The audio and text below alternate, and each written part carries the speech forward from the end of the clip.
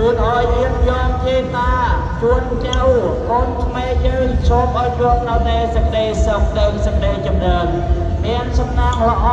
មានអាយុវែងសិរីបវរសួស្តីត្រឹមកញ្ចោចវិហារត្រី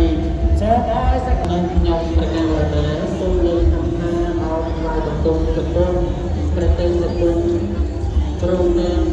ព្រះគុណធម្មចារ្យបកករណាគ្រប់ព្រះអង្គដែលបានរតនា